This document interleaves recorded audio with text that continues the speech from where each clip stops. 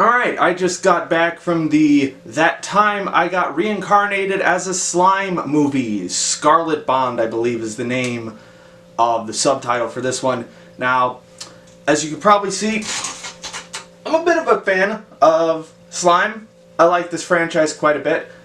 I'm not like, despite the massive number of figures, it's not like an absolute favorite, but it is a franchise and I enjoy quite a bit. So, just wanted to point that out before I kind of dig into this movie for not being all that good. It's not a bad movie by any stretch, but it is definitely an underwhelming affair. You're definitely gonna want to go into this movie with like shonen spin-off movie mindset. That's kind of what you want to go in with. Not all that high of stakes, which isn't super common with slime anyway. You always know Rimuru's going to pull something out that's super OP at the end. Although I'm actually kind of surprised by how little Rimuru is used in this movie. Honestly, I feel like he could have been used a little bit more. But back to the shonen spin-off movie mindset, I feel like that's a good example of why this movie does and doesn't work, because with those movies, the status quo can't really change all that much because they're not canon to the source material, and so they're not following the main plot. So they have to interject other elements to make the story still compelling through the use of anime original characters.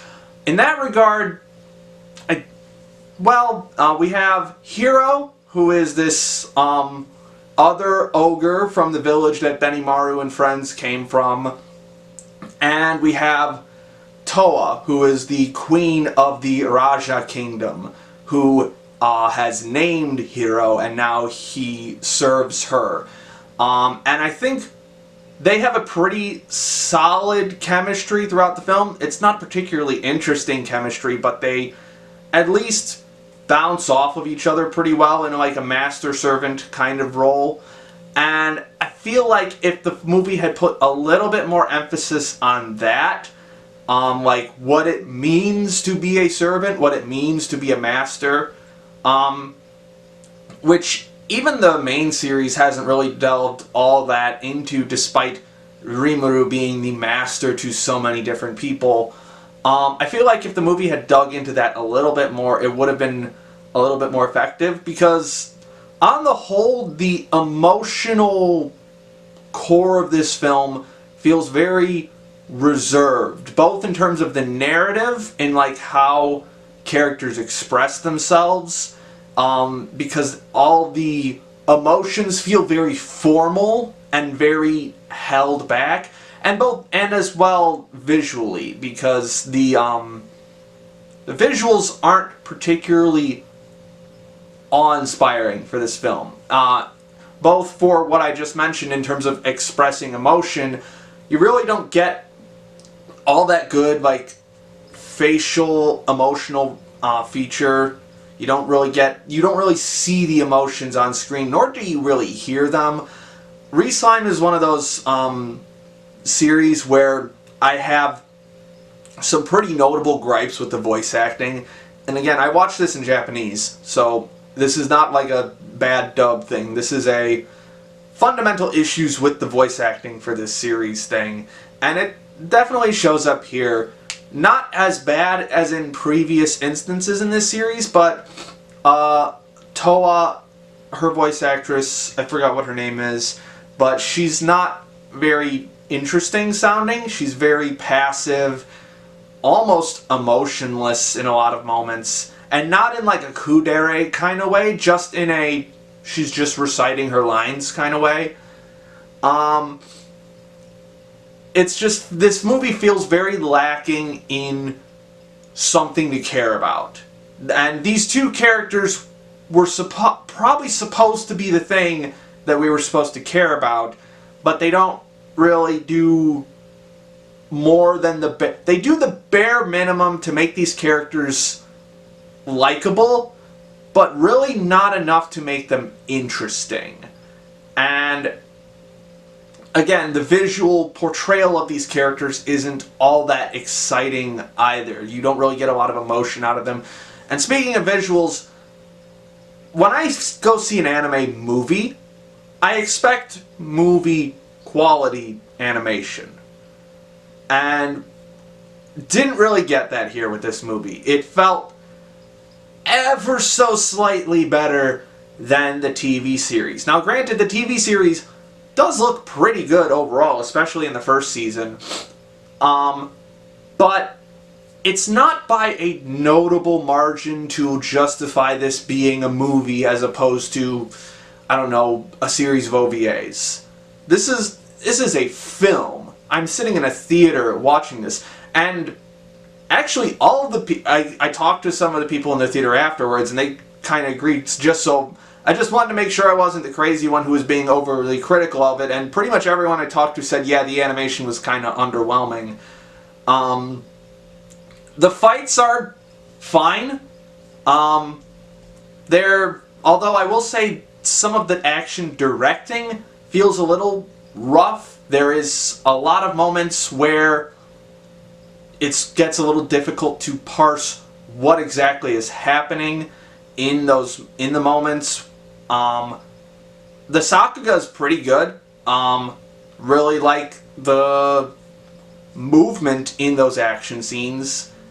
It is, especially in like the big final climax. And also there's a fight between Diablo and another character who he comes into contact with that I will not spoil.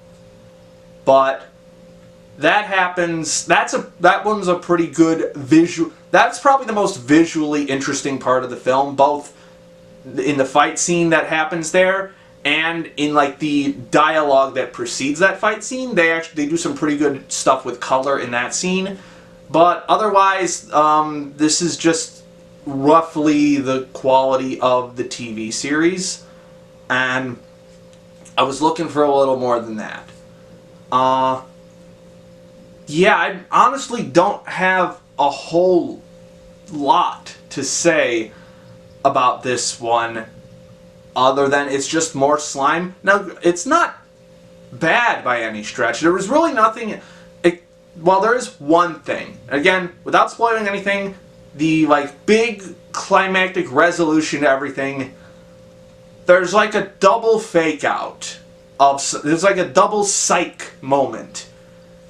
And if they had condensed it into one and just cut the second one out entirely and gotten to the point of what the second one was doing, I think it would have been better.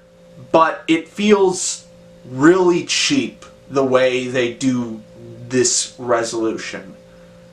Now, aside from that, there's nothing I particularly dislike about this. It's just more slime.